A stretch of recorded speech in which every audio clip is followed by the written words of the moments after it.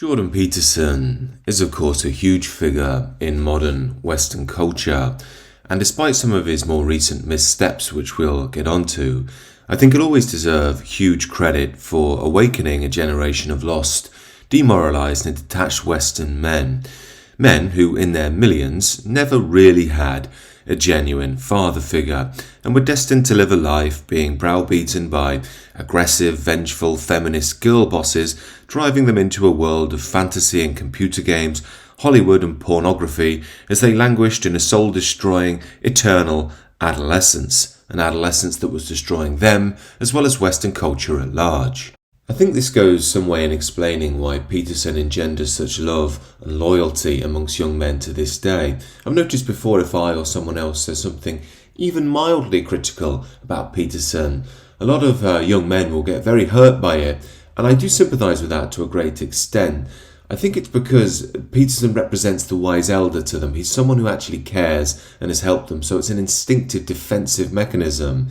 Now, as I've said a lot on the channel, I believe the father-son relationship is holy, really. It's a divine link. And when that link is broken, not only men start to break apart, but the culture too. We've witnessed that in the Western world. So you have to understand, when Peterson is being criticised, it doesn't really matter what you're saying. Some people feel a very primal response to defend him and to make someone who's doing it the enemy. And again, it's because Peterson is effectively a de facto father to many young men, men whose fathers either weren't there at all or just had no language to connect with their sons, to introduce them into what it means to be a man. They were either feminized themselves and had no real role in the modern world, or they got lost in a world of Thatcherite Reaganomics and material prosperity. Now, the reason I'm sympathetic to such men is because I was personally touched by these issues myself when I was making sense of life about 10 years ago, and Jordan Peterson helped me a great deal too, although I had to find out to go a bit beyond him into the actual mystic spiritual world, which is the real key for me. It's what I speak about on my second channel, The Sacred Way, down below, about masculine, spiritual and personal transformation, if you want to check that out. But it wasn't just fatherly direction, a reason to follow boundaries and structure that Jordan Peterson offered. He actively reawakened the value of the Western tradition itself to a generation who'd only ever been told that their ancestors, that they themselves, that the West was evil, that it should be resigned into the dustbin of history. In many ways, he took youngsters out of a nihilist left-wing decay and into their own cultural inheritance. He taught them the language of their own ancestors, essentially. Now, collectively, all of this meant that Peterson had amassed a great amount of goodwill from Western right-leaning young men. It meant they could overlook political differences. That happens in life. It meant that they didn't really mind the drug addiction issues, nor the pretty consistent emotional outbursts which followed them. But when it comes to the crying, I think we can give Peterson a pass. He's clearly an emotional, creative, sensitive type soul who's faced his demons in life. If I was to be hypercritical, I might say it'd be good to see him evolve more into the shaman archetype. That's the matured version of the sensitive man. But my core point is, it wasn't the consistent crying, easy fodder as that is for his detractors on the left to say, look at this right-wing self-help guru who can't control himself emotionally in interviews. Legitimate criticism as that may well be, it still wasn't enough to split Peterson's fanbase. That came when Peterson began his strong association with neocon US Zionist Ben Shapiro. The unity between Peterson and Shapiro speaks to a vital dimension on the Western right, but also in the Western world itself at this point in time. We must remember when Peterson came to fame about 10 years ago, it was the absolute height of wokeness. He stood bravely and nobly in front of this mass brainwashing that was going on all around the West to otherwise sane and rational people. This meant that in response, a new right was forming that wasn't so focused on free markets and materialism, but instead more intellectual, more religious, more focused on tradition in a sort of dynamic way.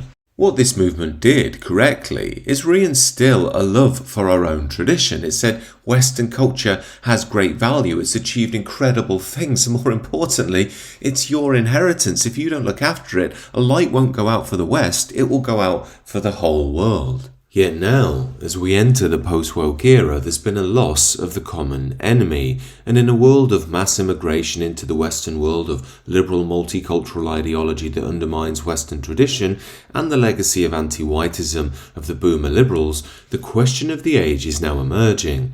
Who does the West belong to, and what is a Westerner? And it's on this issue that Peterson's audience is now splitting. Essentially, Peterson has aligned himself with the neocons like Ben Shapiro, who hark back to a sort of 90s vision of what the West is. It's about ideas fundamentally. And according to them, these ideas are, quote, Judeo-Christian. And what they mean is you can just adopt this set of ideas and integrate yourself into Western culture at large, no matter where you're from or your original belief system. But such a worldview has ran into quite a big block, because in the era of mass immigration and multiculturalism, the warnings of the, quote, dissident right that have been kept on the political fringes are finally coming into a reality.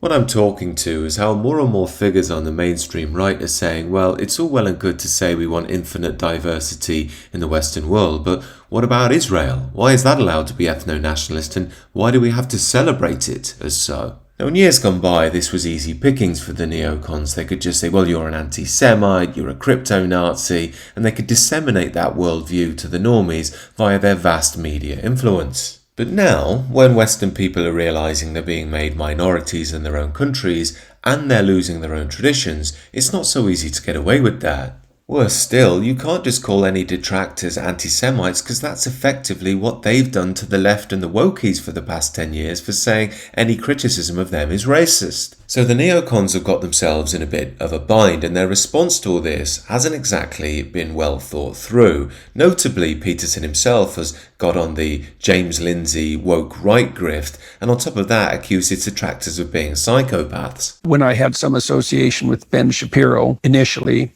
a lot more of the pathological types came crawling out of the woodwork. And then when I aligned myself or partnered with Daily Wire, well then, the gates flooded open. I don't exactly understand it. Like, what the hell is going on? Everywhere I go, so people are noticing this. Now, you were noticing in 2017. I noticed for the first time significantly in early 2021, where I went to a conference and I was asked, I'm talking about the Frankfurt School and the critical theorists and their role in creating things like critical race theory. Back then, believe it or not, you had to have an argument about whether or not critical race theory was a critical theory, even though it's in the name. And so I was talking about the Frankfurt School, and I'd get asked, what religion were they? They wanted me to point out that they were all of Jewish origin. Now, there's a lot to unpack here, but let's start with Peterson. While there is no doubt that there are some, quote, pathological types on the right, they exist in the centre and the left. Wherever the centres of power are, you'll find them. Yet the bigger problem is that Peterson isn't qualifying things. He's not saying that some of my detractors are pathological. The implication is that the criticism itself is pathological. Now, this is extremely ironic in what is a conversation about the, quote, woke right, that they're calling out others for being pathological, which is a classic woke tactic. You're ill, you're ignorant, you're not enlightened like us, you're pathological. Next on to Lindsay and his take that you're woke right if you notice that many of the Frankfurt School had Jewish roots. Is that innately wrong? I mean, if you just immediately hate Jews for no reason, no matter what they've done, simply because they're Jewish, that could be a problem. And, I'm not that sort of person. I like Bob Dylan, he's a Jew. I like Leonard Cohen, he's a Jew too. Find Curb Your Enthusiasm funny. It's by Larry David, he's Jewish. It seems that Lindsay is implying you're pathological if you note that the Frankfurt School had a lot of Jewish influence. But wouldn't we note the same if there was lots of Muslims involved, lots of Africans involved, or Chinese involved? But this brings us back to the core point again. The Western world is changing, and Lindsay, Shapiro and Peterson seem to wish to play by the old rules, i.e., if you criticise our sacred cows, you're a Nazi. But personally speaking, I, like many others in this day and age, are now completely rejecting that paradigm outright. We've looked around the Western world and realised that the liberal project hasn't worked, and many groups that have come here have held on to their identities very tightly. They've been encouraged to do so. And this means an increasing number of people in the Western world are saying, I'd like to hold on to my own identity, not out of hatred, but out of self-preservation and love of our own tradition and history, just like any other group. It's then odd that you're called woke right and pathological. And as I say, I'm sure there are people who are pathological and full of anger and hatred and use politics as a vector for their own inner demons. And yeah, they're no use to anybody and create a lot of mess.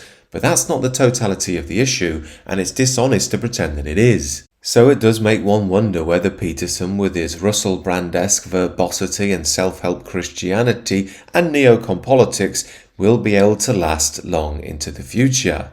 It seems to me that Peterson was vital, energetic and powerful in leading the reawakening of the Western world in its embryonic stage. However, as it's matured, he's turned back to a boomer liberalism that will only see the decay of the West in the long run. As always, these are just my views. I dare say there'll be some agreement and disagreement on this video, so do let me know what you think down below. Again, if you're interested in my take on personal transformation and spirituality, do check out my second channel, The Sacred Way. That's also linked in the description, as is the Substack if you'd like to join in our exclusive calls, get exclusive content and so on. Do join there.